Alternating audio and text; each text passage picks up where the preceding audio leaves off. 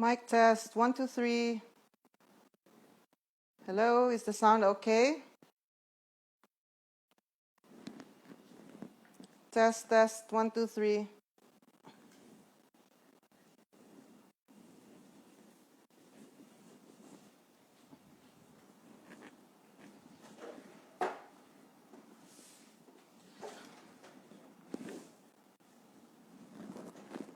Okay, good afternoon and assalamualaikum everyone. Welcome to another episode of Quick and Easy Cooking with Mimi. I'm Mimi, a Thermomix user for the past 2 years and a Thermomix cooking advisor as well for 2 years and a team manager for more than a year.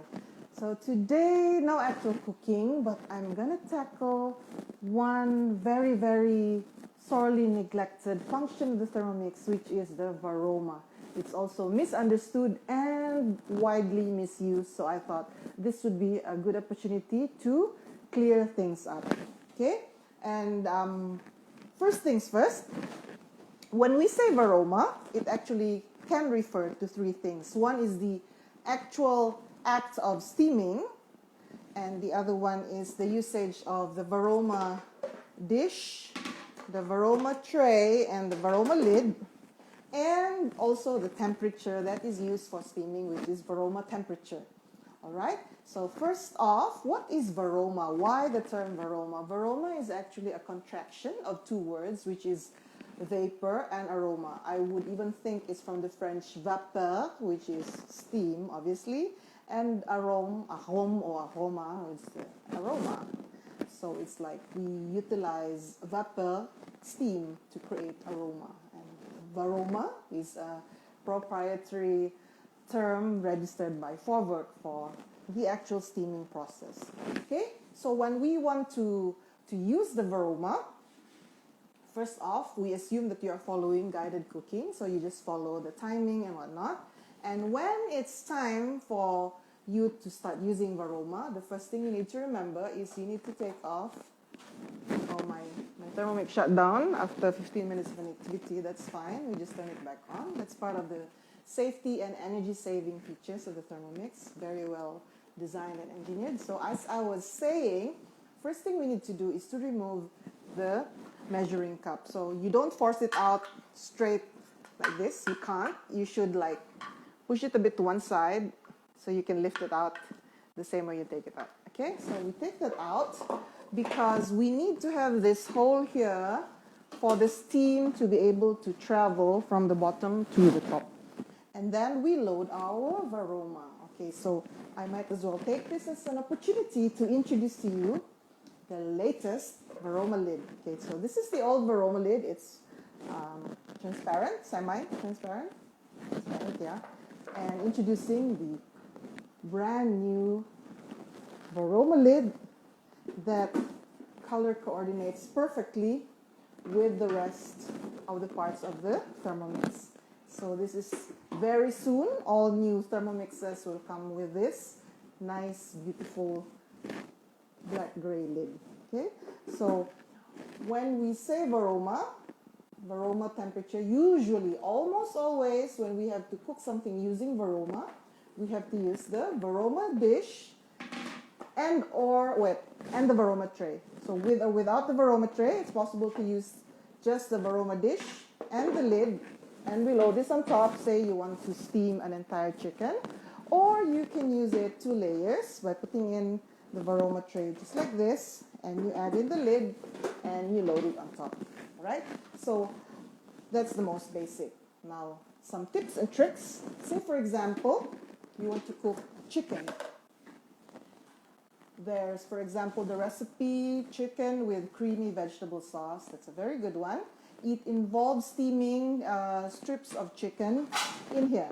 So there is no mention of putting the chicken on any dish, but I would recommend that you use something that you already have, the butterfly whisk, and you just put it right here on top, just like this, so that when you layer your chicken here, there will be some space between the chicken and the holes of the Varoma dish. So that way, the steam can freely go through. And it's also very easy to clean, okay? in certain cases, like say you are cooking fish and say at the same time you are cooking your rice and you want to steam fish, so obviously you don't want the fish liquid to fall into your rice, I mean. So what you do is to use, I would recommend stainless steel trays that look something like this. And you have to make sure that they don't cover all the holes. So the one that I have here is perfectly sized. You have some holes at the sides as well, and it doesn't touch the bottom.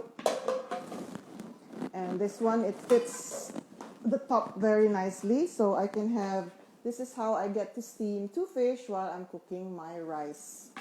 Of course, when it's time to take it out, the other trick is you can turn this around so that, you don't have to like be acrobatic about it, because when you open the lid you have to turn it away from you so that the steam doesn't hit your face. So what you need to do is to like turn it like this. You only hold the handles when it's after steaming, because everything else is going to be hot. You only touch the handles and then you tilt it this way, but you make sure that this part doesn't leave this part so that anything that drips will fall back into the Varoma. All perfectly designed. So you let it drip like that, and you put it down, you lift the entire thing, and then you can take out the first layer. Okay, the second layer can be a bit tricky, so you might need to buy one of these things. You can easily get this from the supermarket or any home furnishing, not home furnishing, kitchen shop. Okay, and what you need to do with this is like you kind of wiggle it to the side and you wiggle it to the other side. It needs a bit of maneuvering, but you get used to it eventually, then you can easily take it out. Sometimes when I'm in a hurry, I just take the whole thing to the table and it's easier to take from there. By then, okay, so some people ask, do we have to use metal? Can I use heat-proof or oven-proof dishes like ceramic, or there's certain glassware that can actually resist oven temperatures? And yes, you can, but the downside is those containers take a lot more time to cook, so you may have to extend the cooking time. Whereas with stainless steel trays like this, it can conduct heat and it heats up very fast, so cooking is also more efficient. So for some dishes, it would actually do, for example, like you have chicken here and you have vegetable here. When it comes to guided cooking, they always plan it in such a way that the faster cooking item is always on top, so that like halfway through you take it out and then you continue steaming the rest of whatever is in the Varoma dish. Okay, and then certain dishes also would require you to put some parchment paper or baking paper or greaseproof paper right here on top. And how do you do that? Okay, say you cut this. Sorry, I cut this a bit small, but you have to cut it about the size of the Varoma tray. And if it can be a challenge getting it to stay in place. So what do? After you cut it to size, make it about the same size. You have to make sure that you don't cover the holes here. You can cover this entirely. I made it a bit small, sorry. It should be around that, so it can be until around that. And what you do with the paper to make it easier to handle, you crumple it and then you wet it a little bit. So when you crumple it, it doesn't slide around so much, and when it's damp, it will actually like stick in place, so it's easier to handle that way. Okay, so Varoma dish and Varoma tray done. The other one is the temperature. So what is the temperature? The temperature, okay, when we look at the home screen, the first circle, we go from left to right. Yes, so the first circle is the time. It's in minutes and seconds. And then whichever circle is the enlarged is the one that is active. So when this is big, we are setting the time. And you set the temperature in the middle circle. And the temperature is from 0 for stuff that don't need heating, like if you're working with ice cream. And then you can go from 37, 40, and then it comes in increments of 10 and 5s. Except when it comes to 98, you have 95, and then suddenly you have 98, because 98 is for slow cooking, but that's another episode altogether. And then you have 100, and then you have 120 for sauteing, which we use a lot. And finally, the last one is Varoma. So this is the temperature that you need when you want to cook something on Varoma setting with your Varoma dish and Varoma tray. Simple, right? Okay, now, what if you want to use Varoma and you are not using guided cooking? Say you want to steam some vegetables and fish. What do you do? How long do you need to cook? Okay, you can ask your advisor, but maybe it's nighttime or the weekend and you don't want to disturb your advisor, or maybe you just want to explore on your own. And you can easily do that by referring to the basic cookbook that comes with your Thermomix. You go to, there's an area here, it's called Steaming Functions. It's in page 353, and it will give you some ideas. Say you want to steam carrots. Depending on the quantity and how it's cut, there is a certain time that is given. And you even have the option of using the Varoma dish and Varoma tray, and sometimes you can use the simmering basket inside here to steam your vegetables. So you have vegetables here, and then you have fruit. Yes, you can steam fruit, like for babies or for elderly people in your family. And this is seafood, and you have meat as well. So for example, if you want to steam meatballs, 500 grams, about the size of an apricot, then it says about 20 to 25 minutes on the Varoma dish. So it's very, very precise. And if you are not sure, so it's in between, say the quantity is one is for 500 and the other one is 1,100. Say you have 700 instead, go for the lower setting, and then you can always add on. Because if you overcook something, you can't undo it. But if you undercook something, you can always add time to it. All right. So why steam at all? Steaming is very, very good because part of the benefit is that it's low temperature cooking. Water evaporates at 100 degrees Celsius. So food that cooks in that temperature, our definition of low temperature cooking generally is around 120. So if it's cooked between 100 to 120, that is low temperature cooking, which preserves the nutrients of the food. And at the same time, when we steam something, we don't use oil, so that's very healthy as well. And it softens the fibers, making it easy to digest steamed food. So those are some of the benefits of steaming food. Plus, that's the health portion. The other portion is the time. It saves you a lot of time. You can steam something while you are cooking soup or rice or maybe potatoes down here. So by making use of your Varoma, you can save a lot of time and a lot of money as well, because you can be so creative and you can have many dishes or several types in one go. You can even have, say, a fish here and maybe some vegetables here, depending on how many people you want to feed for a particular meal. What else? Oh yes, the most probably one of the most asked questions, mostly from Asian users. So a lot of people, there is another function for Varoma that does not involve steaming. Varoma can also be used.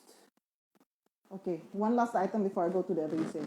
So the general guideline for Varoma is for every half an hour of steaming, you use half a liter of water. Very easy, right? Half an hour, which is 30 minutes, you use half a liter of water, which is 500 grams, which is just under the blades, because if it's just to cover the blades, it's about 600.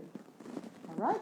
So the other function of Varoma is actually not just to steam, but it's also used to reduce the sauce, to thicken sauces. Remember, Varoma forces the steam to go out. So when that happens, when the steam goes out, water evaporates, leaving your sauce with less liquid, and that's how you thicken your sauce.